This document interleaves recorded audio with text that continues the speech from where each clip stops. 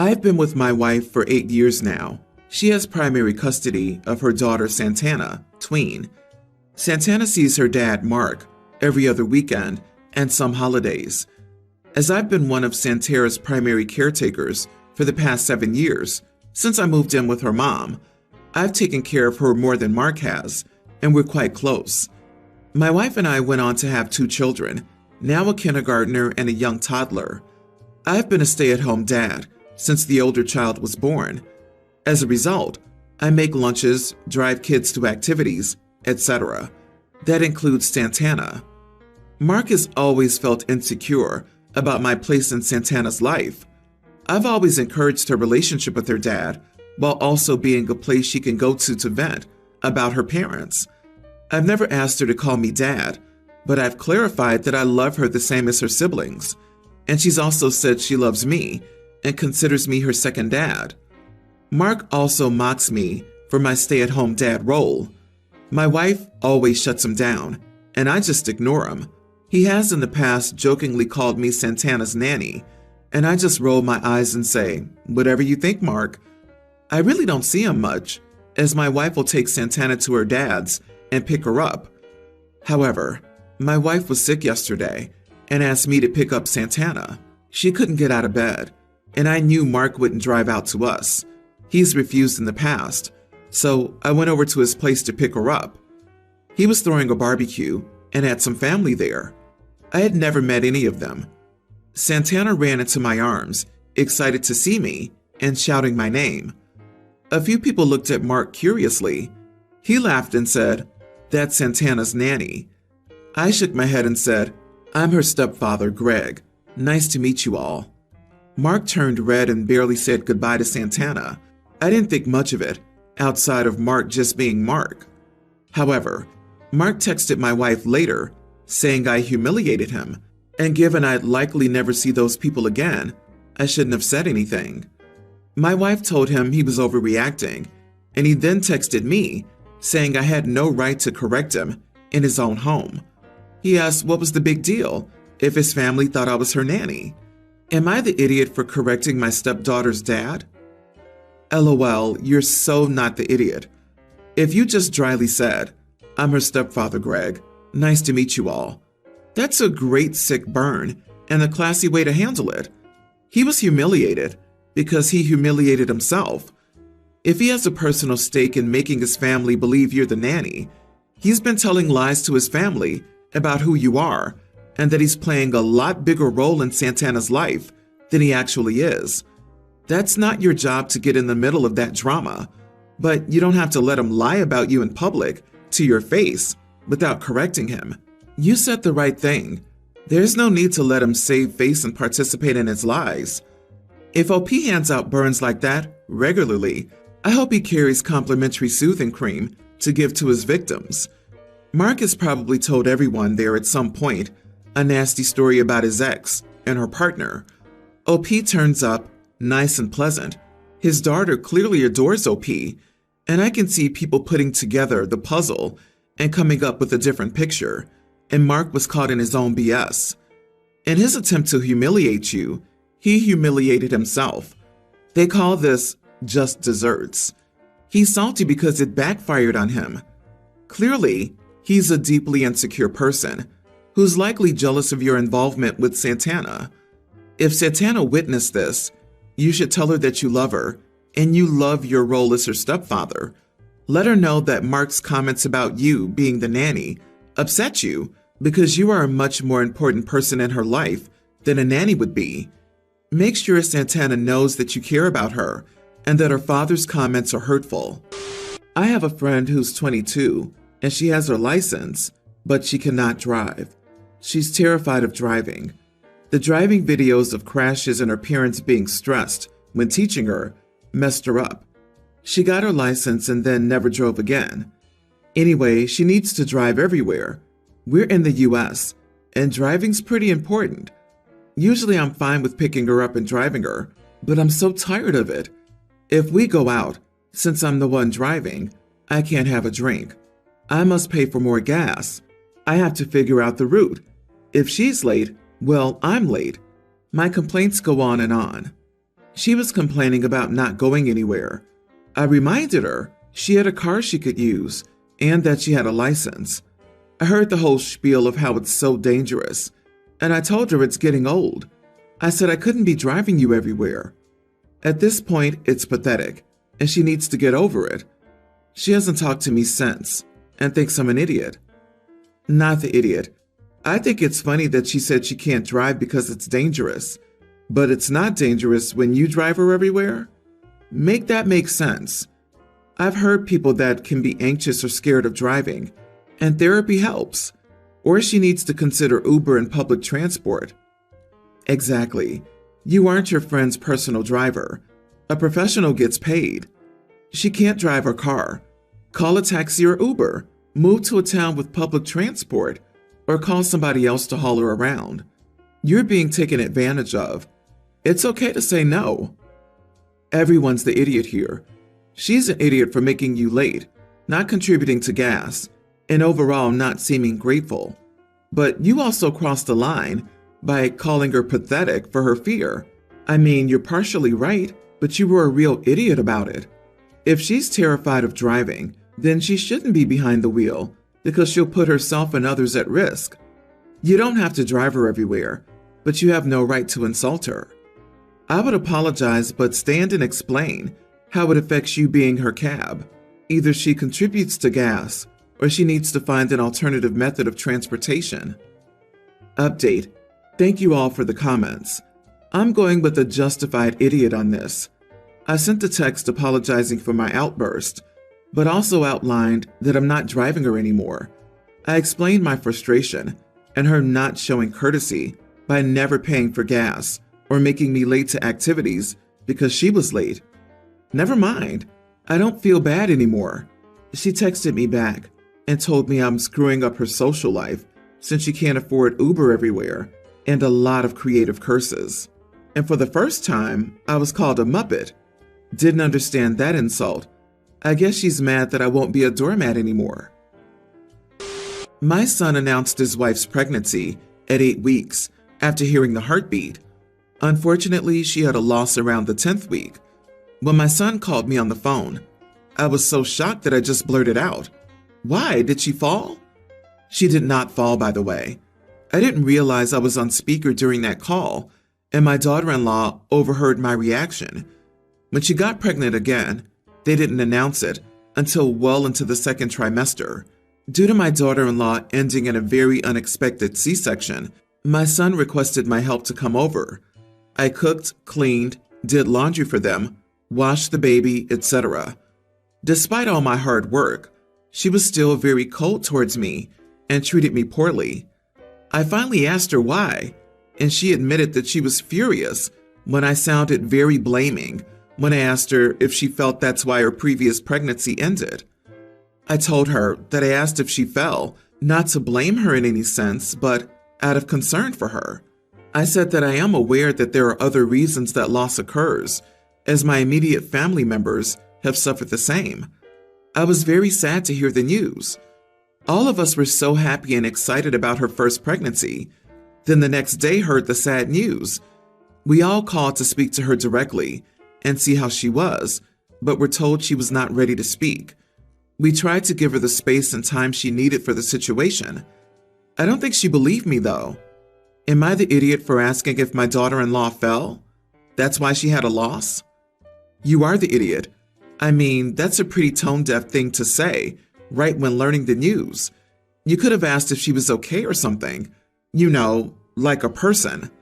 Who thinks about a fall? Who thinks about a fall? Everyone who watches telenovelas. That's 99% of losses in those stories. When something like this happens, the appropriate response is to ask if she's okay and let them decide if they wish to share any more details. OP's not entitled to know any more than what her son and daughter-in-law choose to share with her. Asking anything beyond whether they're okay is prying. OP, you were told she lost it, and your first words were why? Here's a tip for you. When someone gives you big news, traumatic news, something obviously huge in their lives, it is perfectly acceptable and preferable to take a small deep breath and a small pause This is where you think about what to say, instead of spewing out the first thing that pops into your head. This is one of those situations where you need to tuck your tail and profusely apologize, not because you had bad intentions, but because the situation is so painful that it just doesn't matter. Pride doesn't have a place here. Don't make excuses. Don't apologize through your son. Speak to her directly, genuinely, and lovingly. I'm sorry I said something hurtful during a terrible time in your life, and there's nothing I can do to reverse that stupid remark.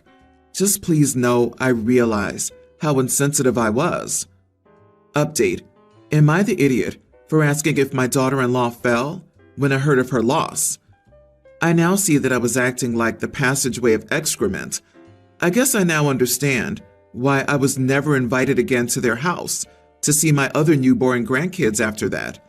They only introduced their new babies when each turned over half a year old. I don't think I'll apologize regarding the fall comment, since the birth happened 7 years ago, and it's just weird if I suddenly bring up the topic now that they have a new baby again. I might be accused of pandering, like my daughter-in-law has accused me of gift bombing previously. She was the one who treated me poorly over a long ago comment I didn't even know was wrong, while I was working very hard to help her postpartum. So she apologized, and I accepted. I was really helpful and never slacked off. I cooked, cleaned their unit. It's only 700 square feet, so not much, luckily. Did the laundry, showered and massaged the baby, etc. My son recognized how helpful I've been and let me stay for 5 weeks. I felt that my daughter-in-law took my help for granted and was disappointed she kept a grudge over something I so innocently said.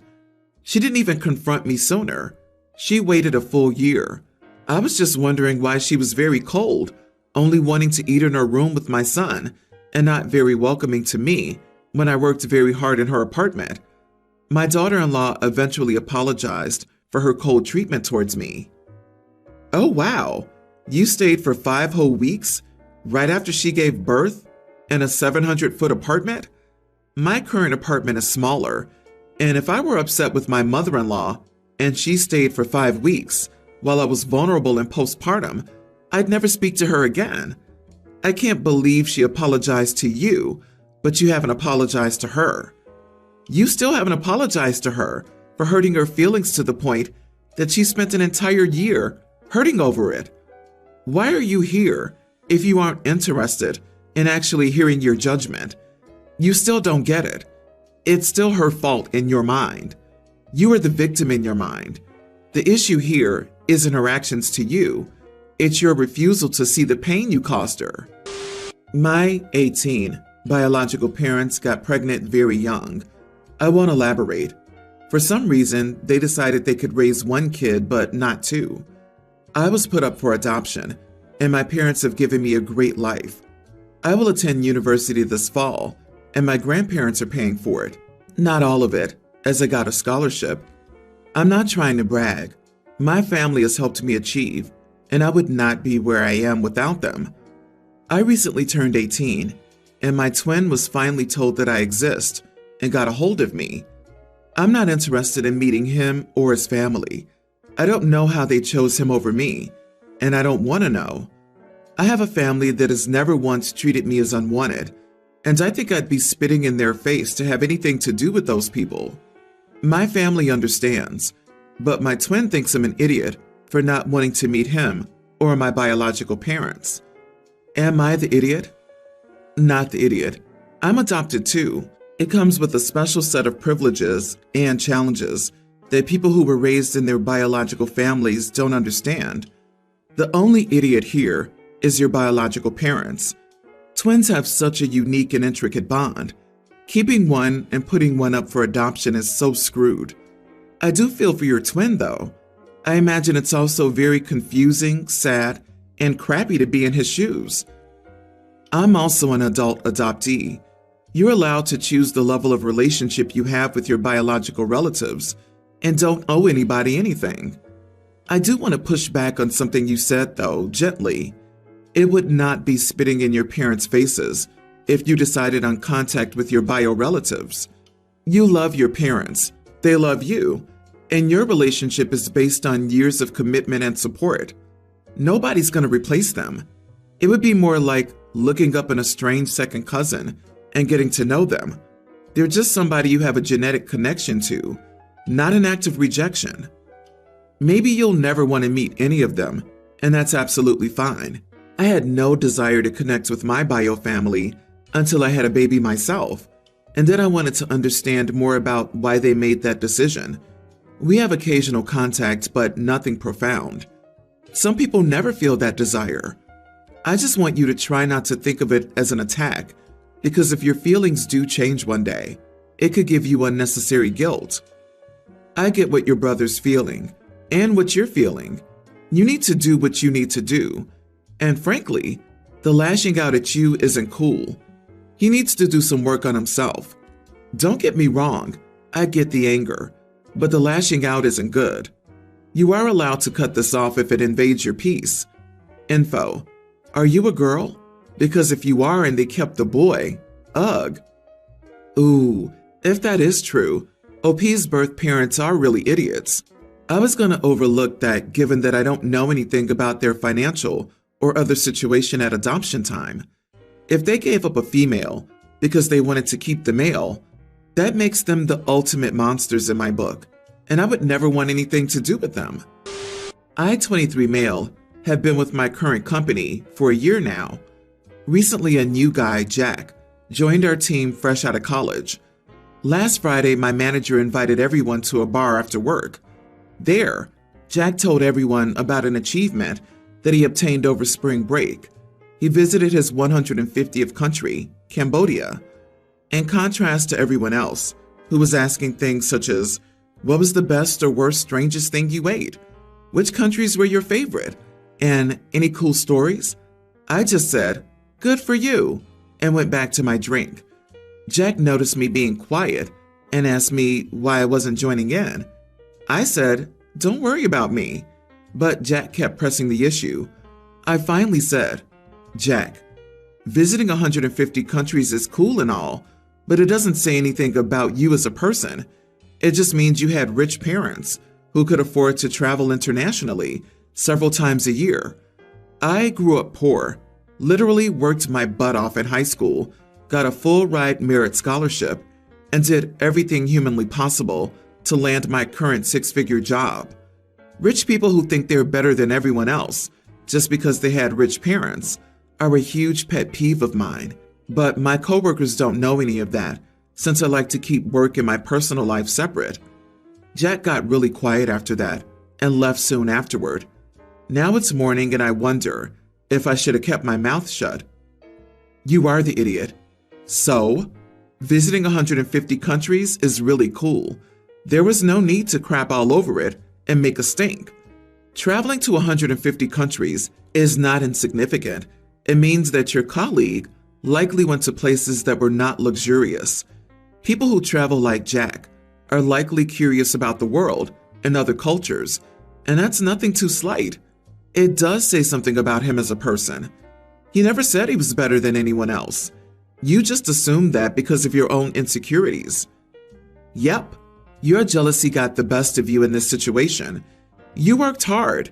No one can or will ever take that away from you, but you do need to come to a place of resolution that people who grew up even moderately wealthy can also work hard too. Remember, it is better to have fake friends than real enemies at work. This 1000%. My lord, it goes far. I think that while you can have your own thoughts on something, it's best to keep them private and even lie about it when it involves work relationships, unless it gets into really bad behavior territory. Eventually, Jack will tell someone at work what happened, and it'll spread. If Jack seemed like an okay guy, OP's just gonna look like a little old sourpuss, and you know people are gonna add jealousy to that description. This is the main life lesson.